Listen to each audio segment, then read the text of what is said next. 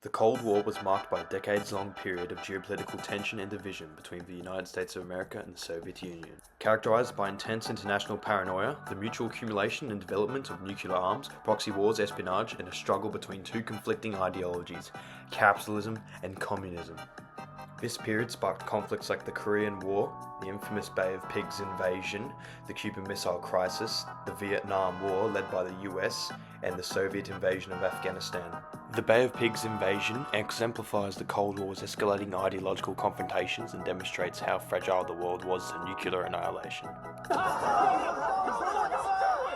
button launches all of our nuclear missiles. Well, then which button gets me a latte? That would be the other one, sir. What idiot designed this thing? You did, sir. The Spanish-American War of 1898 saw Cuba attempt to gain independence from Spain and concluded with the USA seizing and controlling Cuba, expelling Spain's influence from the island and its surrounding territories. In 1902, Cuba gained formal independence but fell under the influence of the USA, whom had close trade relations with Fulgencio Batista, Cuban dictator. He used corrupt and unconventional means to enforce his rule, including his use of the US Mafia. Batista essentially abolished civil rights for the Cuban people, instead favouring US interests and personal gain. This disregard for Cuban civil rights and exploitation of the Cuban economy led to the rise of Fidel Castro, revolutionary leader of the Cuban Revolution. Castro was an educated individual who practiced law and joined the reformist Cuban People's Party in 1950. He attempted to overthrow Batista's rule through legal means.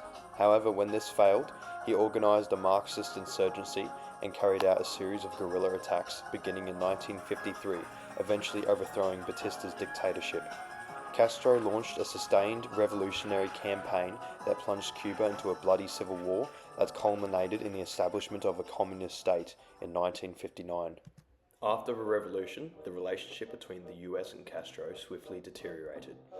In his final months of office, President Eisenhower retaliated in reaction to the uprising, as he believed in the domino theory, the belief that if a country fell to communism, then neighboring nations would follow.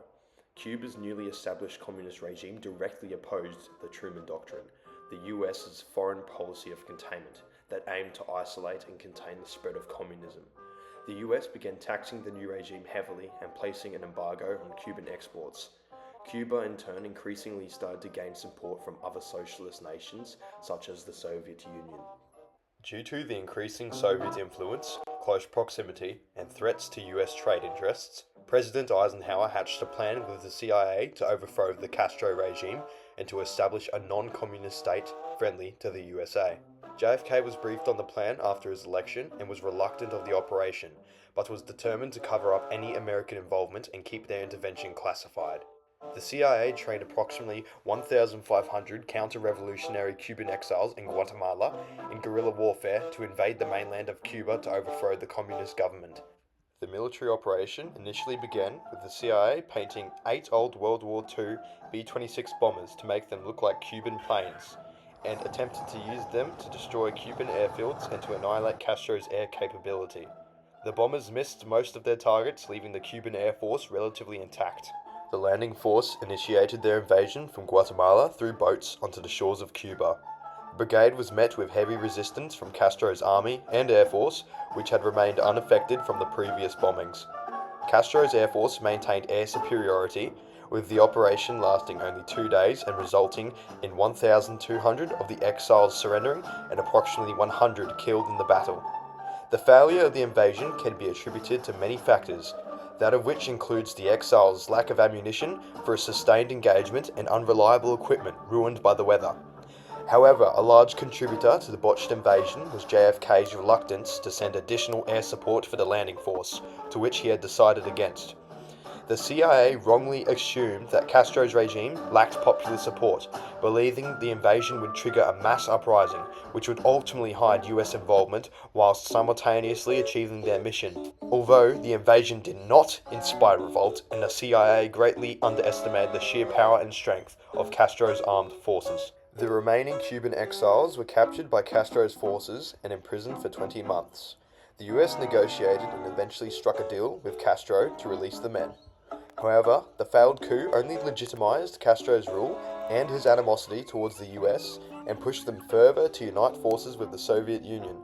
This botched invasion forced the US to regather and reassess a new plan to overthrow the Castro regime. They called this Operation Mongoose. This plan included several assassination attempts against Castro, psychological warfare, intelligence gathering, and other espionage-like actions, all to undermine Cuba's communist rule.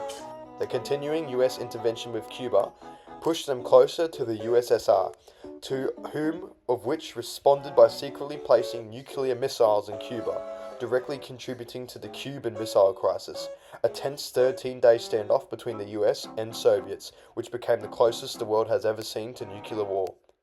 The Bay of Pigs invasion is a prime example of the hypocrisy of US foreign policy and how quickly geopolitical tensions can rapidly escalate into disaster.